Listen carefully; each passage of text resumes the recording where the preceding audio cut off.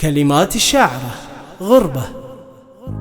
يا هجوس ابتدى بالذكر لله والصلاة على النبي بعد ابتهالي، يستحق المجد كل ساعي وصلى في طريق العلم يسهر والليالي.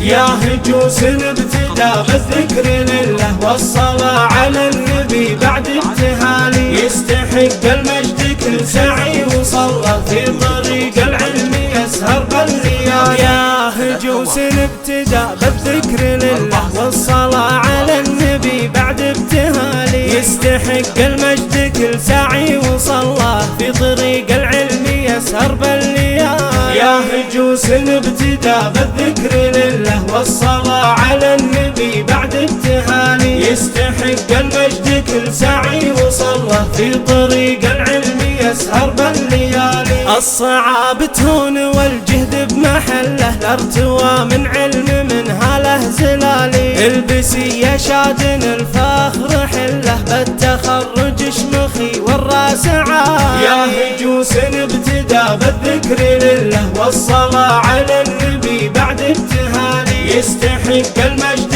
كل سعي وصلى في طريق العلم يسهر بالليالي. ألف مبروك التخرج من وصله، ماشي بخطوات شاد ما يبالي، في دعاوي والدينك مستظله، كل خير وتوفيق تنالي. يا هجوس ابتدى بالذكر لله والصلاة على النبي بعد ابتهالي، يستحق المجد كل سعي وصلى في طريق العلم يسهر بالليالي. لانطرت للجيد صابتهن بغله، شابهن بالغبن حسنك والدلالي، منبع الاخلاق شاد موطن له، والادب والدين والمنطق مثال. يا هجوس ابتدى بالذكر لله والصلاة على النبي بعد ابتهالي، يستحق المجد كل سعي وصلى في طريق العلم يسهر بالليالي. بنت سام التركي والنعم بمحله، بنت من بالطيب له فعل ومقالي، وافين بالعهد ما له بالمذله، صاين المعروف حمال الثقال. يا هجوس ابتدى بالذكر لله والصلاة على النبي بعد ابتهالي، يستحق المجد كل سعي وصلى في طريق العلم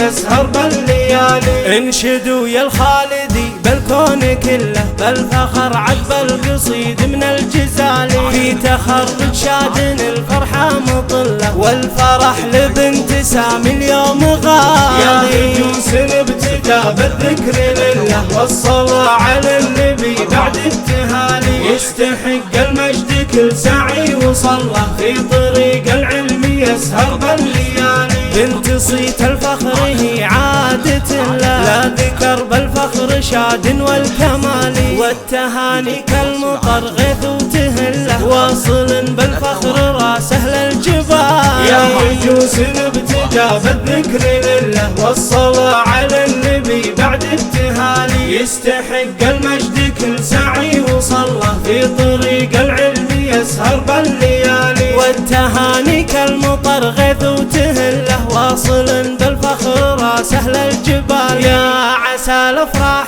طول العمر كله، ما تشوف الحزن عينك وتبالي. يا هجوس ابتدى بالذكر لله والصلاة على النبي بعد ابتهالي، يستحق المجد